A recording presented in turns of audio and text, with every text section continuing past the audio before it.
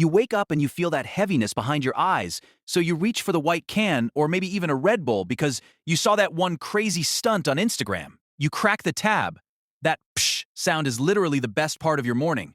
And you take that first cold, carbonated sip. Suddenly, the lights turn on. You feel locked in.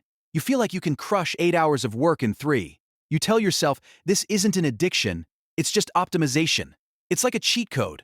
And honestly, I'm not here to tell you to stop. In fact, if you stick around, I'm going to teach you the exact optimal biological timing to drink these things so you actually get the God mode focus without the anxiety crash that ruins your afternoon. You can keep the habit, but only if you understand how to rig the system.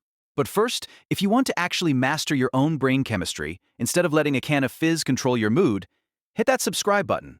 It takes 1 second, and it's the first step to waking up. Chapter 1. Insane Focus.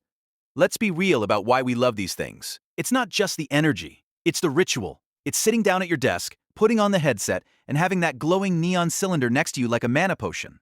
It feels reliable. You know exactly what 200 milligrams of caffeine and a handful of B vitamins is going to do. It turns you into a machine. You aren't tired, anxious you anymore. You're the version of you that gets shit done. And for the first hour, it's magic. You're replying to emails at light speed, your aim in the lobby is snappy, you feel on top of the world. Wait, so what's the problem then? If it works, it works. The problem isn't the high, it's the loan you took out to get it. See, caffeine doesn't actually give you energy. It doesn't create fuel. It just blocks the "I'm tired" signal in your brain.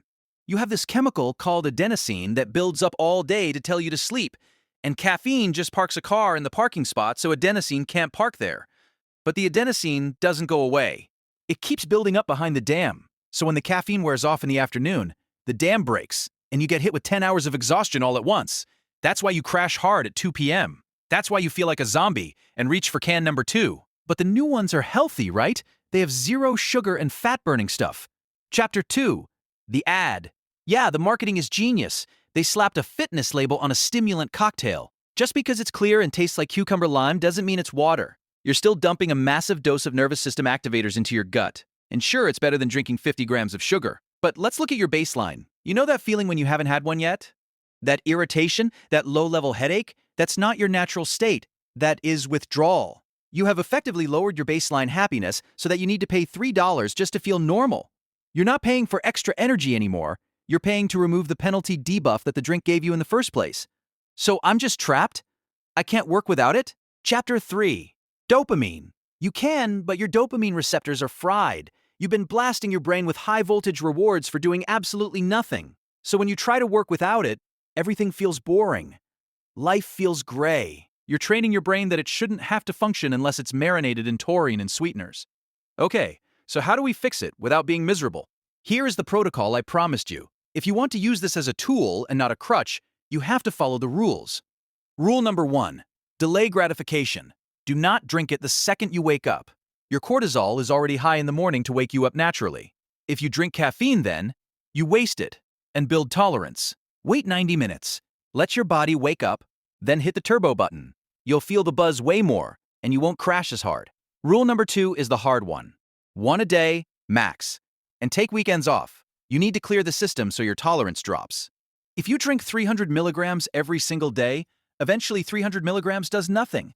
By taking 2 days off, Monday mornings can hit like the very first time. You get the magic back. Rule number 3. Treat it like a power-up, not water. If you're just sitting on the couch scrolling TikTok, drink water. Save the energy drink for the heavy lift, the big project, the ranked match, the long drive. Respect the potency of the chemical. When you respect it, it works for you. When you abuse it, it owns you. Look, I love the focus too. I love the taste. I'm not saying you have to become a monk who only drinks herbal tea, but look at your hands right now. If they're shaking, or if your heart is fluttering while you're sitting still, maybe pour the rest of that can down the sink.